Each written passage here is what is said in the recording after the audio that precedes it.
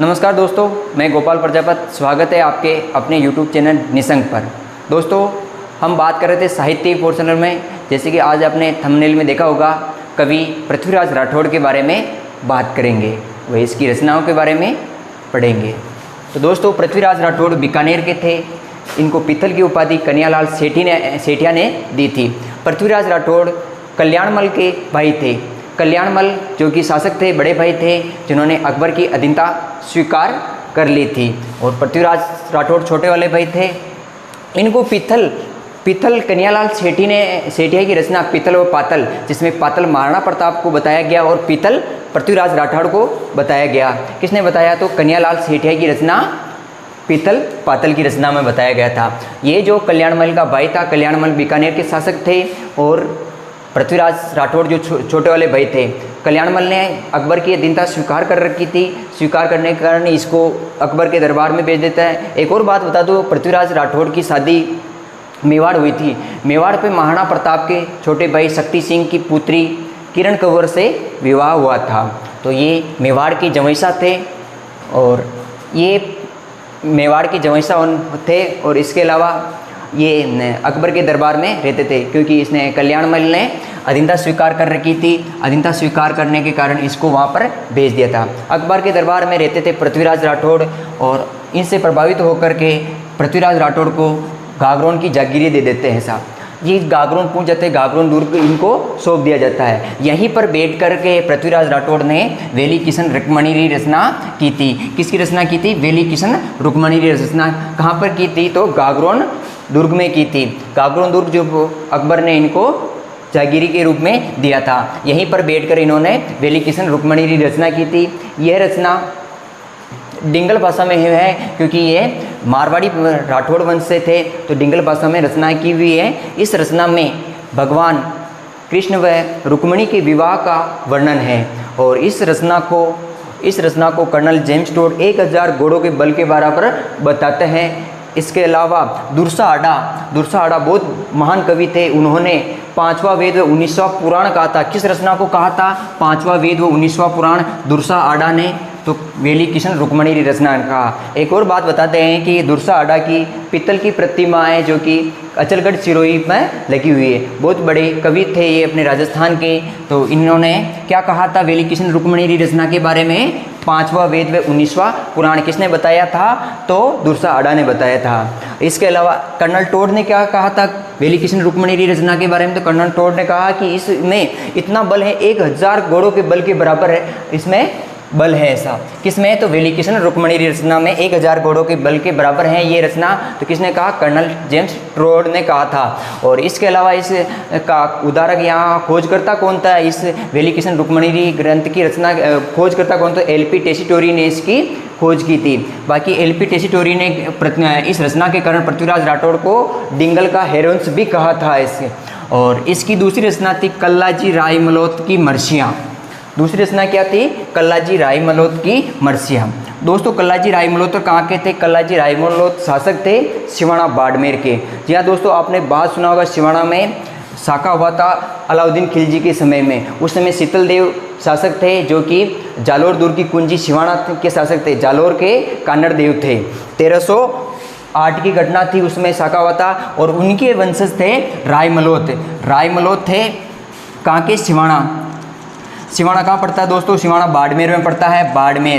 सिवाना बाड़मेर के शासक कौन थे? तो कल्लाजी थे। कौन थे? कल्लाजी शासक थे। इधर उस समय अकबर का शासक कहाँ था? अकबर दिल्ली में था, अकबर शासक था। अकबर के अलावा यहाँ पर एक बूंदी रियासत पड़ती है सर दोस्तों। कौन सी रियासत? बूंदी के थे साहब सुरजनहाड़ा। कौन थे? सुरजनहाड़ा की एक पुत्री थी। पुत्री का नाम था बानकवर।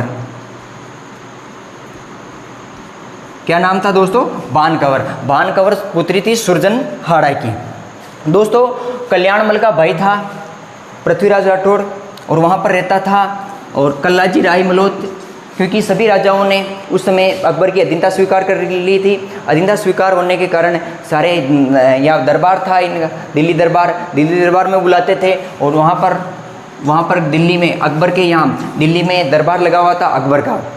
अकबर का दरबार लगा, सारे राजा महाराजा वहाँ पर पहुँचे हुए थे। यहाँ पर सिवाना के कल्लाजी राय मलोद भी पहुँचे हुए थे, बूंदी के सुरजनहाड़ा भी वहाँ पर थे, और इसके अलावा जोधपुर के मोटा राजा उदय सिंह जी भी थे। और यहाँ पर क्या था, अकबर का दरबार लग रहा था। अकबर का दरबार लग रहा था, तभी हंसते हंसते बीच अकबर ने बूंदी के सुरजनहाड़ा से पूछते हैं कि आपकी पुत्री है, बहुत बड़ी होगी, शादी वादी करवानी है, बड़ी होगी। तो हाँ शादी तो करवानी, सुरजनहाड़ा कह रहे कि शादी तो करवानी है। तो इन्हें कहा लड़का है मेरी नज़रों में, कौन सा, तो कौन है, तो अपना पुत्र जहांगीर है, जहांगीर के साथ आपकी बेटी बानकवर की सगाई तय कर दो और शादी करवा दो। तो सुरजनहाड़ा वहाँ पर जो बैठे हुए थे उसने सोचान समझान कहा इससे शादी करवा देंगे तो मुग़लों के साथ अपनी पीढ़ियाँ कहेगी कि मुग़लों के साथ आपने शादी करवा दी। ये सोचान समझान कह दिया, हमारी बानकवर की तो सगाई हो चुकी थी। उस समय सगाई हुई नहीं थी, बाकी इसने कह दिया था कि भाई सगाई हो चुकी थी। ये बात अकबर भी सुन रहा था, इसको पता कि बातों में झलक रहा था कि ये झूठ बोल रहा। अब सगाई होगी तो किसके साथ हुई, किसके साथ हुई, तो उधर सारे देखे तो सारे राजा महाराजा की गर्दनें नीचे थी। एकमात्र युवा थे, कौन, कल्लाजी राठौड़ साहब। अकबर के दरबार में कल्लाजी राठौड़ ऊंची गर्दन करके, ऊंची कद काठी के व्यक्ति थे, क्योंकि अभी तक शादी नहीं हुई थी, यंग थे, मूँछों के ताव लगा कर बैठे थे। तो कल्लाजी राय मलोद की तरफ देख कर कहता, इस व्यक्ति के साथ, कल्लाजी राय मलोद के साथ मेरी बेटी बानकवर की सगाई तय होगी। अकबर को पता चला कि यार ये झूठ तो बोल रहे ज़रूर, क्योंकि इसको कहा। तो अकबर ने पूछा कि कल्लाजी क्या बात है, आपकी सगाई हो चुकी है, आपको बताया नहीं? हाँ सगाई होगी ना, मेरे साथ तय कर ली।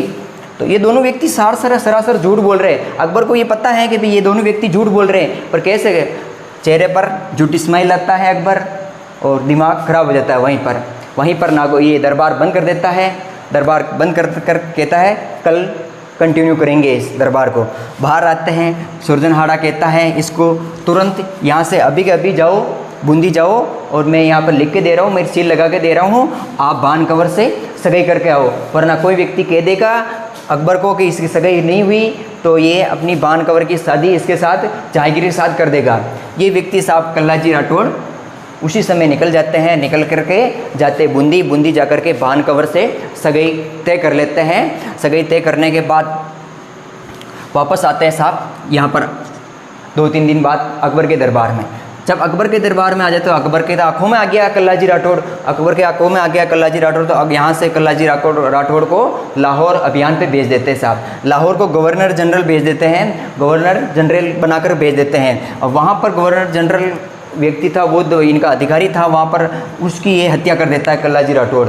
हत्या कर करके वहाँ भाग करके वापस कहाँ पर आ जाता है, तो ये सिवाना आ जाता है। कहाँ से, लाहौर से ये सिवाना पर आ जाता है साहब। सिवाना आ जाता है। सिवाना आने के बाद उनको पता है क्योंकि मुग़लों से हमने बेर ले लिया है, अब छोड़ेंगे नहीं मुग़ल तो, क्योंकि मुग़लों के बहुत बड़े अधिकारी थे, उसको अपने हत्या कर दी, वहाँ मार कर आ गए थे।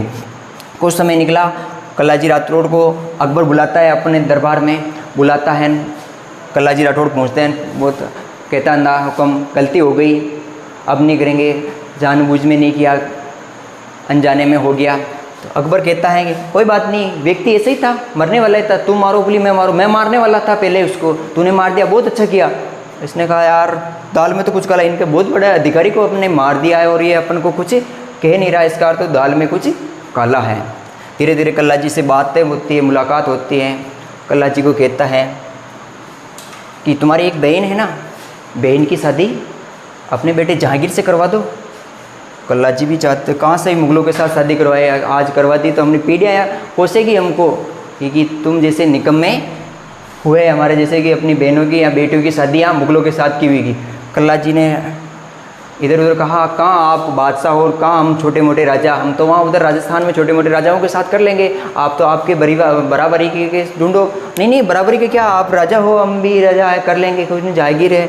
तो उसने कहा बात तो है, लेकिन हमारे वहाँ आप बारात लेकर आओगे इतने सारे, तो वहाँ सिवाना में बारात को ठहरने के लिए, बिठाने के लिए इतनी जगह नहीं है, और तो कैसे क्या करेंगे जहाँ, तो वहाँ पर, और ये दुर्ग का निर्माण भी इतना नहीं हुआ है, जीर्णोद्धार करवाना पड़ेगा। तो उन्होंने कहा कोई बात नहीं, पैसे की कमी, पैसे यहाँ से ले जाओ। इसने कहा अच्छा ठीक है, पैसे तो यहाँ से ले लेते हैं। ये साहब जितने पैसे चाहे अकबर ने वहाँ के जो भी थे उनको कह दिया कि जितने पैसे चाहिए कल्लाजी राठौड़ को दे दिए जाए। कल्लाजी राठौड़ वहाँ से पैसे लेकर के आ जाते हैं सिवाना।